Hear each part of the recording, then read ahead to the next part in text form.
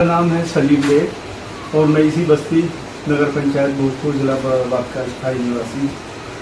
और हमने अपने क्षेत्र के विकास के लिए बहुत सारी RTI भी फाइल की, जनहित याचिकाएँ इलाहाबाद हाई कोर्ट में भी फाइल की, दिल्ली हाई कोर्ट में भी फाइल की, सुप्रीम कोर्ट में भी जनहित याचिकाएँ दायर की। उस सब का मकसद ये था कि देश से करप्शन ख़त्म हो, क्षेत्रवासियों को हक और इंसाफ मिले और हमारे क्षेत्र की जो है तरक्की हो। तो हम सब लोग अपना ग्रुप बना करके वक्तन फवक्तन मुरादाबाद में धरना प्रदर्शन करते थे अपने क्षेत्र की मांगों को लेकर। और हमने लखनऊ में विधानसभा के सामने भी भूख हड़ताल की है कि हमारे क्षेत्र में कन्या इंटर कॉलेज हो, डिग्री कॉलेज हो, हॉस्पिटल हो, क्षेत्र में तहसील बने और हमारे क्षेत्र का विकास हो, करप्शन ख़त्म हो, करप्शन फ्री हो मुल्क हमारा।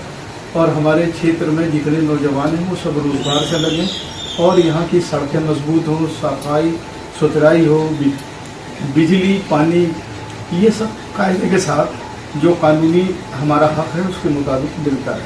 इतने बरसों बाद आपके हक में फैसला आया है, कैसा लग रहा है आपको? दरअसल अब हम लोग जागरूक लोगों में से हैं, जिंदा लोगों में से हैं, तो हम ये जानते हैं कि हमारे यहाँ का जो जुडिशरी है उसका निज़ाम क्या है, उसका सिस्टम क्या है, किस तरह से चलती है वो। तो ये लगा कि ठीक है, हो गया फैसला। बट ये कि जब हम समाज के लिए कुछ काम करते हैं तो एडमिनिस्ट्रेशन हमें कई बार अपना मुखालिफ दुश्मन समझने लगता है, जबकि ऐसा है नहीं। हम समाज को सुधारना चाहते हैं, हम सिस्टम में जो गड़बड़ियाँ हैं हम चाहते हैं उसका सुधार हो और हमारे क्षेत्र का विकास हो, अनजस्टिस ना हो, लॉ एंड ऑर्डर जो कहता है उसके मुताबिक काम हो। मुल्क लोकतांत्रिक है, डेमोक्रेटिक है, जमहूरियत है। जमहूरियत के निज़ाम में जनता सर्वोपरि है, जनता के हकूक़ ज़्यादा है। कोई भी अधिकारी चाहे कितना भी बड़ा क्यों ना हो, राष्ट्रपति, प्रधानमंत्री, गवर्नर क्यों ना हो, वो सब जनता के पैसे से उनको सैलरी मिलती है। उनके आने जाने में जो भी खर्च होते हैं, जो भी प्रोग्राम सरकारी होते हैं, उन सब में जनता का पैसा खर्च होता है। और लोकतंत्र है तो इसलिए जनता सर्वोपरि है, जनता ताकतवर है। और सरकार ने ही ये कानून दिया, सूचना का अधिकार अधिनियम 2005। जब से ये कानून बना, ये कानून अस्तित्व में आया, तब से हमें लगा कि हम आज़ाद देश के आज़ाद बाशिंदे हैं।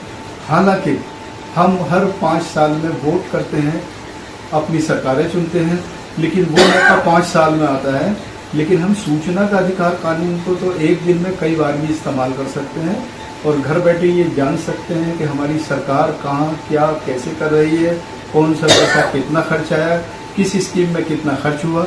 तो ये सब कुछ जानने की हम लोगों ने कोशिश की थी और इस पर काम भी किया। अब आगे क्या रणनीति रहेगी?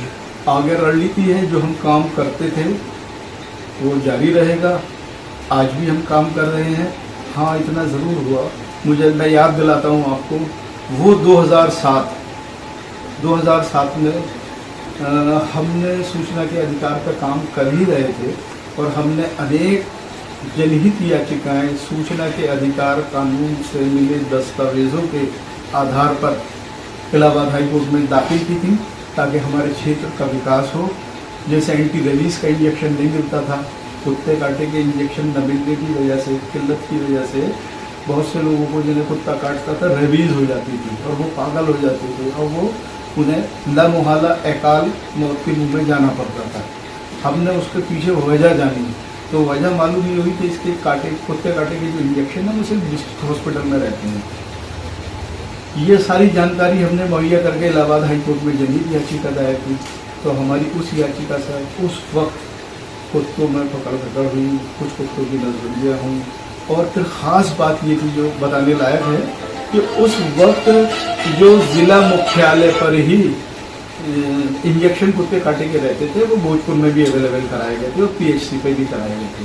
तो इस तरह के वाक़यात हमने RTI के ज़रिए, लिखा पढ़ी के ज़रिए हुकूमत को, स्टेट सेंटर गवर्नमेंट और आयोगों और संबंधित विभागों को लिख करके मांगे। और फिर जब हम ये काम कर ही रहे थे, उसी दौरान 2007 में हमारे खिलाफ एक FIR लिखी जाती है जिसका हमें इल्म नहीं था। मालूम हुआ किसी के ज़रिए, हमने ठाकुर द्वारा में एप्लीकेशन देकर पता लगाया, थाना भोजपुर से पता करेंगे हमारे खिलाफ क्या FIR है, तो मालूम हुआ 2 FIR लॉन्च थी उस वक्त। हम इलाहाबाद हाई कोर्ट चले गए, हाई कोर्ट ने उन FIRs को क्वेश्चन कर दिया। इसी बीच में जब ये अखबारों में खबरें छपी, तब स्थानीय पुलिस ने भी उस पर FIR लगाई थी। लेकिन चूंकि हम एडमिनिस्ट्रेशन से बहुत सारे सवाल पूछ रहे थे, जिला इंतजामिया के अलावा हम स्टेट और सेंट्रल गवर्नमेंट से भी सवाल कर रहे थे, और कई सारे करप्शन उजागर हुए और कई सारी अनियमितताओं को लेकर हम हाई कोर्ट गए। उसी दौरान एक मामला पुलिस से रिलेटेड था, पुलिस भर्ती से रिलेटेड था। पुलिस भर्ती 2005-06 में हुई थी, मुरादाबाद मुख्यालय पर भी हमने उसकी इंफॉर्मेशन मांगी। इंफॉर्मेशन जो थी विरोधाभासी थी, हमने उसका नियम अनुसार विरोध किया। मामला स्टेट राज्य सूचना आयोग गया, उसने वहाँ से पेनाल्टी की गई जल सूचना अधिकारी पुलिस अधीक्षक मुरादाबाद पर। फिर उसके बाद इंफॉर्मेशन नहीं मिली, आगे चल गए थे SSP मुरादाबाद जो तत्कालीन थे, उनकी पेनाल्टी से कट के 6,000 रुपये हमें मिले थे। तब से एडमिनिस्ट्रेशन नाराज़ हो गया, पुलिस नाराज़ हो गई। इस साल में हमारी पकड़ धकड़ के चक्कर में लग गई। उन्होंने FIR लॉन्च की, उसी FIR को क्वेश किया, हाई कोर्ट में क्वेश कराया। फिर इत्तफाक से हम पुलिस की मंशा को भांप गए थे और अपने घर से छोड़े हुए थे। तो हुआ ये, फिर 29 जून 2008 को मैं रात को अपने घर आया, तो हुआ ये था कि पोलियो वैक्सीन की ड्रॉप का वैक्सीनेशन का दिन था उस दिन। तो एक शोर की सी आवाज़ आई बाहर से, मैं घर में था। हमने पूछा ये कि ये शोर कैसा, तो बताया गया कि ये लाइट वाइट भोजपुर में नहीं आती, इसलिए कुछ लोग अपना विरोध दर्ज कर रहे हैं और ये चाहते हैं कि एडमिनिस्ट्रेशन पर दबाव बने और हमें लाइट भी मिल लगे। तो मुझे ये लगा कि यार पोलियो की ड्रॉप के ज़रिए ही विरोध की, पोलियो की दवाई पिलाएंगे तो बच्चे हमारे महफूज हो जाएंगे पोलियो से। तो हम ये शायद कि हमारे लोग गलत कर रहे हैं। अगर आप बिजली की डिमांड कर रहे हैं तो ठीक है, लोकतंत्र है, आज़ादी है, आप करिए, लेकिन उसके और भी तरीके हो सकते हैं। मैं बाहर निकल के आया, कुछ ही देर में हमारे दोस्त साथी लोग आ गए, हम लोग अपनी बैठक में बैठ गए, बातचीत होती रही। अचानक से पुलिस आई, SHO था उस वक्त, तो त्यागी था, यही से नाम हट रहा है, पंकज त्यागी। वो आए और उन्होंने 2-4 पुलिस वाले थे, उन्होंने कहा कि चलिए आपका एक लेटर है इलाहाबाद हाई कोर्ट से आया, उसको पढ़ लीजिए। हमने कहा लेटर साथ लाना चाहिए था। मुख्तसर ये है कि थोड़ा सा बहस हुई हमारी और जाना पड़ा हमें थाने जाते ही मालूम ये हुआ कि हमें पकड़ लिया गया है, अरेस्ट कर लिया गया है, जबकि कोई FIR नहीं थी। थाना अध्यक्ष ने उस वक्त मुझसे कहा कि ये रहा आपका फ़ोन, जिसे चाहो फ़ोन करो, मेरी मजबूरी है, अरेस्ट मुझे करना है। तो मैंने कहा ठीक है, आप जल्दी करो जो भी कुछ करना है। वो दिन था 29 जून 2008।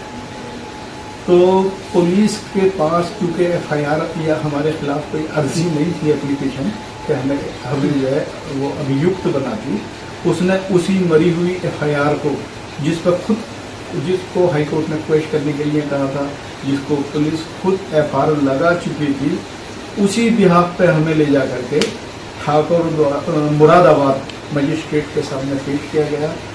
उस दिन 29 जून का इतवार का था। उस दिन ठाकुर द्वारा का मजिस्ट्रेट बैठता है मुरादाबाद में स्पेशल डे की वजह से। तो चूंकि पुलिस ने आनंद फानंद में ये षड्यंत्र रचा था, पुलिस के पास कोई पुख्ता सबूत हमारे खिलाफ नहीं थे, पुख्ता एविडेंस नहीं थे, तो उसने वही पुरानी FIR जिसको वो क्वेश्चन किया था, उसी के बिहाफ पर वो मजिस्ट्रेट के सामने पेश किया। मजिस्ट्रेट ने घड़ी देखी, जैसे फिल्मों में दिखाते हैं, घड़ी देखी और कहा अरे भाई दरोगा जी आपने कितने वक्त इसको अरेस्ट किया? उन्होंने कहा 11:30 बजे। तो बोले ठीक है, आज मैं राहगीर के रूप में थाना सिविल लाइन भेज रहा हूँ और कल सुबह मंडे है, आप मेरे सामने ठाकुर द्वारा पेश कीजिए 11 बजे से पहले। तो मैं भी हैरान था और हमारे मीडिया के साथी और बहुत सारे एडवोकेट्स थे, वो हैरान थे। एडवोकेट में और नोकझोंक भी हुई पुलिस और मजिस्ट्रेट को लेकर के कि या तो आप सीधा इसको छोड़िए, अदालत से कहा उन्होंने, और अगर इसके खिलाफ कुछ नहीं है तो इसको छोड़िए वरना फिर इसको जेल भेजिए। आप इस तरह कैसे कर सकते हैं कि आप राहगीर के रूप में इसको रोक रहे हैं, पुलिस की मदद कर रहे हैं इस तरह से। बहरहाल ये कि ताकतवर जो लोग होते हैं उनके सामने बहुत सारी सच्ची और हक दलीलें भी जो है नाकाफी होती हैं। मुझे थाना सिविल लाइन की बैरक में रोक दिया गया। अगले दिन सुबह उठा करके 30 जून 2008 को ठाकुर द्वारा ले जाया गया और उसके बाद वहाँ से जेल भेज दिया गया। 19 दिन में जेल रहा। उसके बाद छूटा तो फिर एक FIR और थी, तो मुझे लामुहाला घर छोड़ना पड़ा, अपना क्षेत्र छोड़ना पड़ा, अपने लोगों को भी छोड़ना पड़ा, अपने लोग साथी। बहरहाल उसका मुझे दुख और कोई गम कुछ नहीं, इसलिए कि जब हम कुछ करना चाहते हैं, कुछ कर दें, तो ये सब दुश्वारियों का सामना हमें करना पड़ता है। हमने बहुत सारे सामाजिक कार्यकर्ताओं और इंटेलेक्चुअल्स और जो देश में बदलाव लाए हैं उनकी हिस्ट्री को पढ़ा, उनका इतिहास को पढ़ा, तो सबको कुछ ना कुछ कहीं ना कहीं किसी तरह से गमों का और दुश्वारियों का, तकलीफ़ों का से गुजरना पड़ता है। अब अगर हम अपने नबियों की ज़िंदगी देखें, अपने वलियों की ज़िंदगी देखें या उन लोगों की ज़िंदगी देखें जो अल्लाह की मखलूक का दर्द रखते हों, उनके दिल में इस बात का रहम हो कि हाँ किसी को तकलीफ़ न पहुँचे, तो उनको मुश्किलात का सामना करना पड़ता है, मुश्किलों से दो चार होना पड़ता है। और जेल वेल कोई मायने नहीं रखती, इसलिए कि ये सब काम करने वालों के लिए गहना है। अगर हम जेल गए तो हम हक हुकूक की लड़ाई के लिए गए। इसमें जो वादी यासीन है उसने 2016 में कहा जिरह के दौरान कोर्ट में मैंने तो FIR नहीं कराई, मेरे नाम से FIR किसने की? तो जज को वहाँ इंसानियत और इंसाफ को बालातर रखते हुए एक्शन लेना था। ठीक है, वो व्यक्ति अपनी बात थी, बट ये कि फिर जो 3 गवाह बनाए गए उन्होंने घटना से इनकार किया। इसके बावजूद डेट पे डेट मिलती रही। अब हम बहुत ज़्यादा अमीर नहीं हैं।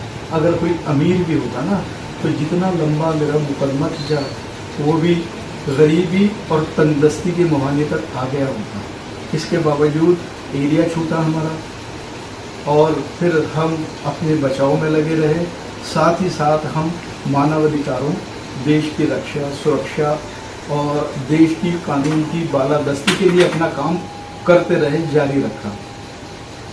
हाँ, 2 बार जिरह और बहस होने के बाद तीसरी बहस में हमारे एडवोकेट थे अजीम और दूसरे थे मेहताब। उन्होंने जो मजबूत दलीलें रखी अपनी, मेहताब आलम साहब ने वारसी हैं, उन्होंने जो मजबूती के साथ दलील रखी, तो उनसे ये हुआ कि हमें हक, तो मैं पूरा नहीं कहूँगा इसको, हाँ कोर्ट के चक्कर आने जाने से मुक्ति मिली। और अगर हक होता तो इसमें पनिशमेंट होता उन लोगों को 189 के तहत जिनके वजह से हम लोग मैं जेल में। इसको आप राजनीतिक साजिश मानते हैं या सिस्टम की नाकामी? दोनों हैं मेरे साथ। राजनीतिक साजिश भी थी और सिस्टम की नाकामी भी। राजनीति और सिस्टम इन्वॉल्व हो गया, जिसकी वजह से मेरे 17 साल 2 महीने 12 दिन यूं ही वर्क हो गए। इस दौरान हमारा काम भी छूटा, कारोबार भी गया और बहुत सारी दुश्वारियाँ हुई जो मैं शेयर भी नहीं कर सकता। तो लेकिन ये इन सब ने हमें जो है दो चार नहीं किया। अच्छा, आपको RTI डालना, फाइल करना RTI और समाज सेवा करने की प्रेरणा कहाँ से मिली? ये दरअसल हमारे क्षेत्र की पिछड़ापन इस कदर ज़्यादा था कि हम देखते थे हमारे इंटर कॉलेज नहीं है, डिग्री कॉलेज नहीं है, हॉस्पिटल नहीं है, सड़कें खराब हैं, बिजली नहीं आती, पानी नहीं आती, सफाई नहीं होती, पुलिस जिसके साथ चाहती है वो मनमाना व्यवहार करती है। तो इस सब से क्षुब्ध होकर हमने रास्ता अपनाया कोर्ट जाने का। हमने सीधे स्टेट, सेंटर और ज़िला इंतज़ामिया को ख़त खिताबत किया, पत्राचार किया। पत्राचार के बाद कुछ ख़ास चीज़ें निकल के आई तो हम हाई कोर्ट चले गए। बहुत सारे मामलों में सुप्रीम कोर्ट भी गए हैं, उसमें भी पॉजिटिव और मस्बत हमें जो है खातिर ख्वाह कामयाबी हासिल हुई। तो हम तो महसूस करते हैं कि आज की राजनीति जो है वो किसी से छिपी नहीं है। लोगों को सिस्टम में काम करना चाहिए, संविधान पर भरोसा रखते हुए। संविधान में आज भी इतनी ताकत है, अगर संविधान का सही इस्तेमाल हो जाए तो वो किसी के साथ अनजस्टिस नहीं होने देगा और आपको ताकतवर बनाएगा। जब हम घर से बाहर रहे तो उस वक्त खुद को भी बचाना था और दिनचर्या भी चलानी थी। बच्चों की पढ़ाई रुकी, बच्ची यहाँ से हटके दूसरे ज़िले में शिफ्ट हुए, इसलिए कि बच्चे खौफज़दा रहते थे, डरते थे। पुलिस अक्सर आती थी हमारे घर तो बच्चे खौफज़दा हो जाते थे। यहाँ आज़ाद हिंद स्कूल है, उसमें वो पढ़ते थे, तो यहाँ से हटा कर दूसरे ज़िले लेके गए और वहाँ उनकी पढ़ाई का इंतज़ाम हुआ, वहाँ उन्होंने पढ़ाया। और फिर होता ये था कि हमें कुछ छुपना भी था क्योंकि हमारे पीछे वारंट था।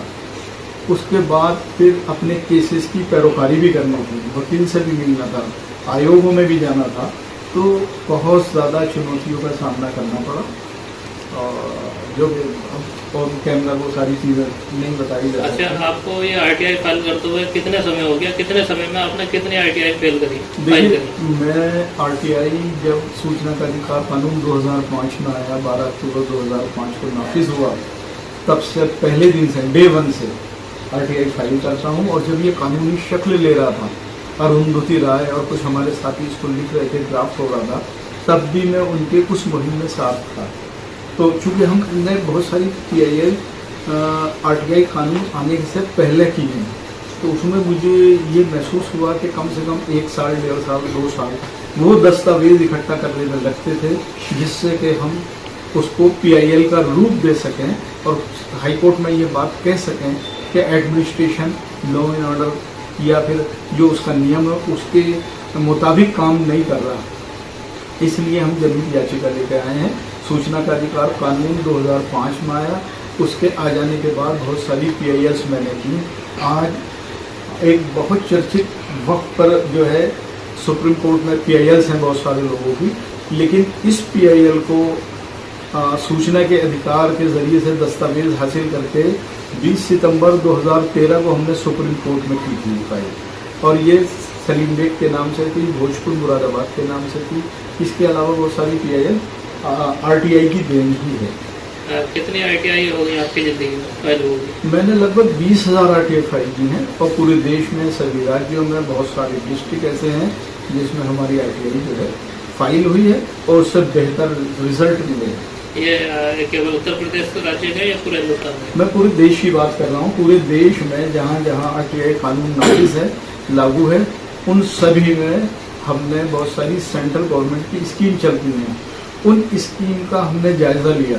जैसे माइनॉरिटी डोमिनेटेड डिस्ट्रिक्ट देश में 90 हैं, उन 90 ज़िलों में भारत का प्रधानमंत्री का 15 सूत्री कार्यक्रम किस हाल में चल रहा है, कब कितना बजट एलोकेट हुआ, कितना खर्च हुआ, कितना बाकी है, जो खर्च हुआ उसके बेनिफिशियर्स लाभार्थी कौन है, तो इस सब को हमने RTI के जरिए ही जाना। तो लामुहाला हमें देश के उन सभी राज्यों में RTI फाइल करनी पड़ी जहाँ के RTI कानून लागू है। डॉक्टर साहब, एक आखिरी सवाल है जी कि देश की निचली अदालतों से लेकर उच्च अदालतों तमाम मुकदमे आज लंबित हैं, पेंडिंग है जी। एक लंबा सफर आपने तय करा है, आम जनता के लिए क्या अपील होती है? मेरी अपील सब ये इन राजनेताओं से आज के दौर के तो अपील करना मुझे लगता है बेमानी है, क्योंकि समझ ही नहीं है इनकी। जिस धरने पर देश आ गया उस धरने पर लगता है कि जिस सोच के मुताबिक देश आज़ाद हुआ था, देश को आज़ादी मिली थी और देश के बड़े बड़े लोगों ने काम किया था, उसके मुताबिक काम नहीं कर रहा। यही वजह है कि सिस्टम फेल है। यही वजह है कि जो कोर्ट, निर्वाचन आयोग या अल्पसंख्यक आयोग, महिला आयोग और जितने भी आयोग और कमीशन हैं, आज वो बाकायदा तौर पर काम नहीं कर रहे और ये जनता के लिए तो बहुत ही दुखद है।